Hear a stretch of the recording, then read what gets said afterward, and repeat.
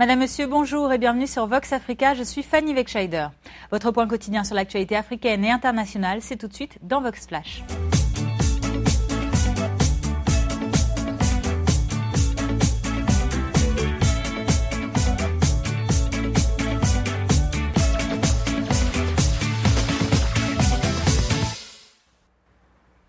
Ouvrons notre flash information de ce mardi 24 novembre en Afrique de l'Ouest.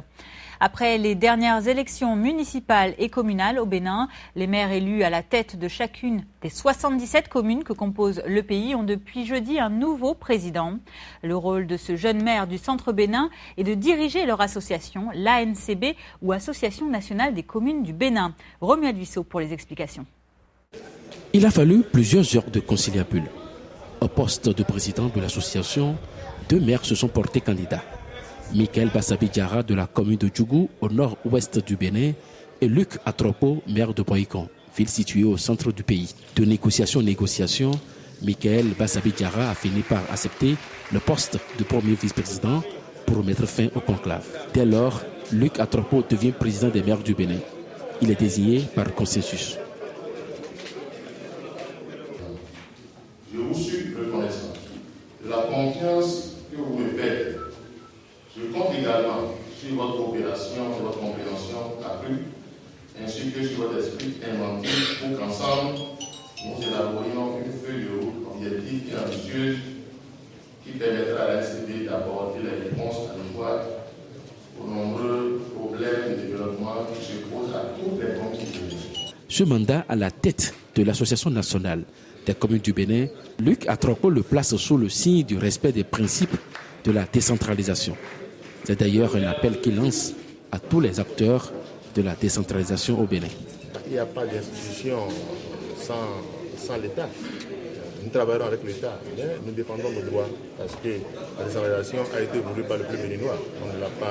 On n'a pas voulu la décentralisation.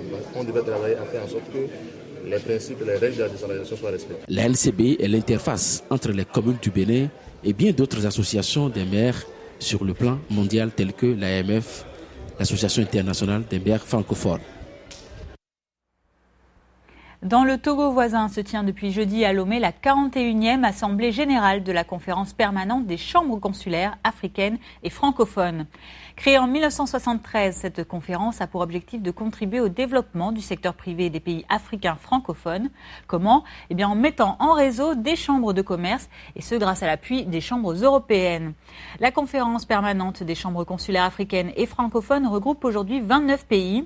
Ils sont débattus des projets d'appui à la gouvernance et à l'économie, surtout pour le développement des petites et moyennes entreprises en Afrique francophone, ou encore une convention d'affaires à travers des rencontres business to business pour une meilleure coopération nord-sud mais aussi sud-sud.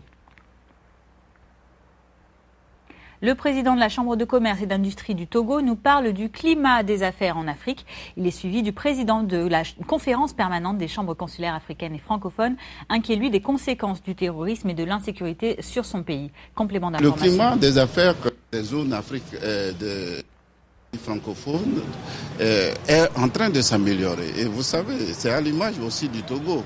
Vous savez que nous sommes en train d'améliorer. Aujourd'hui, le Togo avance dans le doing business. C'est aussi l'effort que les pays francophones de CPCCAF sont en train aussi de se battre pour qu'ils soient les meilleurs. Donc, cet effort compétitif est très bien apprécié et c'est à l'intérêt de nos entreprises. Si le climat des affaires s'améliore, c'est pour permettre à nos entreprises d'être performantes.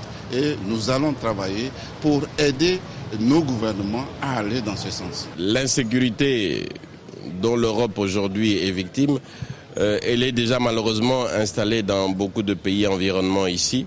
Et vous savez, c'est une expression populaire, l'argent a horreur du bruit et des bombes. Donc il faut absolument donner les moyens à nos pays d'être sécurisés, de lutter contre le terrorisme, parce que dans l'insécurité, on ne peut pas faire des affaires. Et encore plus dans nos pays africains, avec le peu de moyens dont nous disposons, il faut que la communauté internationale nous accompagne, parce que si on doit prendre le peu de moyens pour le développement et le mettre dans la sécurité, ça va compliquer notre tâche. Donc je pense que le message c'était aussi vis-à-vis de la communauté internationale. Ce qui s'est passé à Paris doit vous aider à nous aider encore plus en Afrique sous notre sécurité. Le Soudan du Sud se dirige-t-il vers la fin de 2 ans de guerre civile? On aimerait le croire, surtout avec ce geste du président Salva Kiir qui a annoncé hier avoir commencé le retrait de l'armée sud-soudanaise qui lui est loyale de la capitale, Djouba. Cette décision intervient quelques jours seulement avant la date limite qui a été prévue dans l'accord de paix signé le 26 août dernier avec la rébellion menée par l'ancien vice-président Riek Machar. Cet accord prévoit notamment un retrait de toute force militaire dans un rayon de 25 km autour de Djouba sous 90 jours. Il semble également que le retard pris dans cette tâche rende quasiment impossible l'achèvement du redéploiement dans les délais impartis. Et selon une déclaration d'un porte-parole de l'armée, le colonel Philippe Hager, l'armée sud-soudanaise est résolue à 100% à mettre en œuvre l'accord de paix. Pour lui, l'essentiel du processus de redéploiement des forces et de création de camps pour pouvoir les accueillir devrait être terminé d'ici fin décembre, soit 1 mois après les délais prévus par le texte. Écoutez ces compléments d'information. Aujourd'hui, au quartier général de la SPLA, particulièrement parmi les forces terrestres sous le contrôle du général Samson Mabior, nous avons commencé à redéployer près de 250 unités, soit 2 régiments, vers les zones de Magari. Le reste du déploiement aura lieu lorsque nous aurons des abris, de l'eau et des conditions d'habitation de base dans le reste des zones autour de Djouba.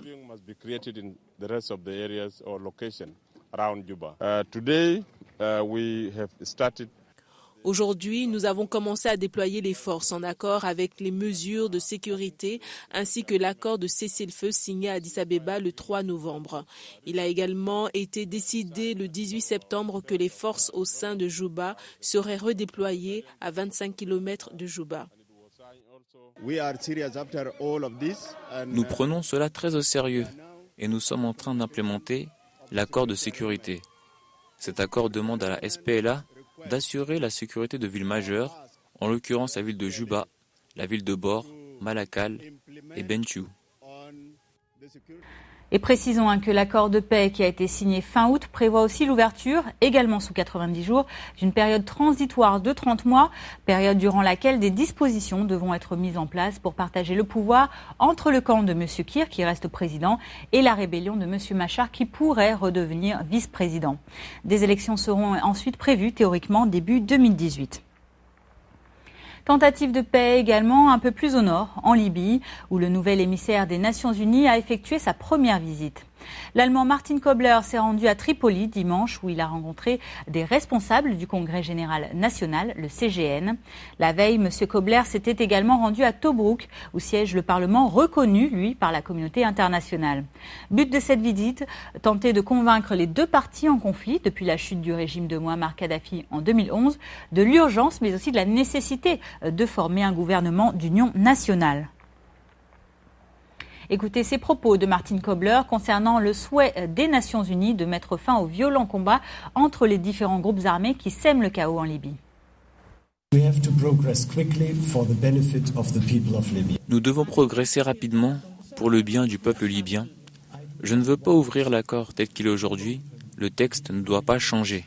S'il y a des choses qui ne sont pas encore résolues, on peut en discuter. Mais nous devons aller vers une signature rapide de l'accord aujourd'hui, sur les bases laissées par Bernardi Léon. Vous le savez, le Kenya est une grande terre d'athlétisme mondial, mais vous le savez aussi, le pays est éclaboussé depuis 2012 par des allégations de dopage, au moins chez une trentaine de sportifs kenyans, ainsi que des accusations de corruption au sein des institutions sportives plus récentes. Hier lundi, les bureaux de la Fédération kenyane d'athlétisme à Nairobi ont été pris d'assaut et occupés par une 60aine d'athlètes en colère. Ils demandent le licenciement des officiels mis en cause dans les accusations de corruption qui donnent une mauvaise image à leur sport, mais aussi à leurs athlètes. La semaine dernière, un article du journal britannique Sunday Times accusait David Okeya, le vice-président de la Fédération kenyane d'athlétisme et membre du conseil de l'IAF, la Fédération internationale. David Okeya aurait détourné avec 2 autres Kenyans 700 000 $ d'un contrat de partenariat entre la Fédération kenyane et l'équipementier sportif Nike, soit l'équivalent de 650 000 €. Accusation évidemment démentie par M. Keyo. Je vous propose d'écouter les déclarations du secrétaire de l'Association des athlètes professionnels du Kenya, qui était venu donc hier protester dans les locaux de la fédération. Nous avons décidé de venir ici aujourd'hui parce qu'il y a quelques semaines, Un communiqué a été publié dans le journal suggérant que des gens haut placés ont pris part dans des scandales de dopage et le détournement d'argent du contrat avec Nike. Nos athlètes ont été humiliés, persécutés et pire encore. Des entraîneurs étrangers qui viennent ici profiter d'eux parce qu'ils pensent qu'ils ne sont pas assez courageux, illettrés, ce qui est absolument faux, leur ont menti. Il est désormais temps pour nous de nous faire entendre dans ce pays. La corruption a été active dans cette fédération et il est temps pour eux de non seulement quitter leurs fonctions, mais aussi d'être bannis. Nous pensons et nous savons que certains de nos athlètes se sont fait prendre en délit de dopage. Et il y a apparemment une liste d'environ 138 athlètes qui n'a pas été publiée. Nous demandons que ces noms soient révélés afin que les menaces de la fédération cessent. Nos athlètes s'entraînent très dur et si nous appelons un chat, nous nous assurerons que ce problème puisse être éliminé et oublié. Je voudrais aussi inviter les nouveaux membres du comité IAAF à venir faire les investigations contre ces gens qui ont travaillé dans la fédération d'athlétisme avant de bannir notre pays plein d'athlètes innocents. Parce que nous sommes persuadés qu'ils ont travaillé avec certains officiels de l'IAAF et du WADA. Et donc, ils devraient venir lancer des investigations parce que si ces gens sont écartés, alors notre pays sera sûr. Hier, au Brésil, la ville de Rio de Janeiro a accueilli la visite du musicien camerounais francophone Manu Dibango. La légende du makossa et du saxophone s'est déplacée pour signer un accord sur l'usage du français pendant les Jeux Olympiques de 2016. Après une minute de silence qui a été rendue en hommage aux victimes des attentats de Paris et de Bamako, cet accord de partenariat a ensuite été signé entre les différents représentants de la francophonie et ceux du comité d'organisation olympique. Selon Manu Dibango, désigné grand témoin de l'Organisation internationale de la francophonie, ce partenariat permettra non seulement d'assurer la place de la langue française lors des Jeux, mais aussi d'envisager des actions conjointes dans les domaines culturels, éducatifs et sportifs, et ce afin de promouvoir le plurilinguisme et le multiculturalisme. La signature de l'accord a été ponctuée, comme vous le voyez, par un interlude musical. Manu Dibango a joué Sous les ponts de Paris ainsi qu'une samba au saxophone, accompagnée de musiciens brésiliens. Manu Dibango avait précisé lors de l'hommage qui a été rendu aux victimes des récents actes de terrorisme de par le monde que les 3/4 des pays touchés par ces actes font partie de l'espace francophone, mais que cette entreprise de la terreur ne faisait que renforcer son attachement farouche à la liberté et aux liens qui nous attachent les uns aux autres. Écoutez ces autres déclarations du musicien camerounais ainsi que celles du directeur de la communication des Jeux Olympiques de Rio 2016. Sachez que c'est un acte en témoignage éloquent de nos pensées profondes pour toutes celles et ceux qui ont péri ou ont été meurtris et blessés par les terribles attentats et par les actes de barbarie perpétrés au long de cette sinistre année de par le monde. Ces gens-là, ils ont peut-être un coup d'avance, ça peut arriver n'importe où, c'est ce que ça veut dire. Donc c'est précisément contre ça que nous avons besoin d'événements comme nous sommes en train de faire, de réunir les gens, d'avoir des rêves communs, d'avoir une compétition bien comprise, une émulation, la diversité, comme je disais tout à l'heure, pour une unité. L'unité, c'est le besoin de vie et non pas le besoin d'enlever et d'ôter la vie aux gens. Les équipes de sécurité qui travaillent avec nous sont déjà prêtes pour ce type d'événement. Ils sont préparés pour ce type d'action. Nous avons tous les services de renseignement dont nous avons besoin pour protéger la population, protéger les athlètes et protéger les Jeux. Ce que nous avons besoin de faire encore davantage, c'est dialoguer avec la population, avec les touristes, avec les athlètes, pour que eux se sentent tranquillisés. Voilà, c'est la fin de ce Vox Flash du mardi 24 novembre. Merci à vous de l'avoir suivi. Je vous donne rendez-vous demain, mercredi, pour votre point quotidien sur l'actualité. En attendant, je vous souhaite une excellente journée. À bientôt.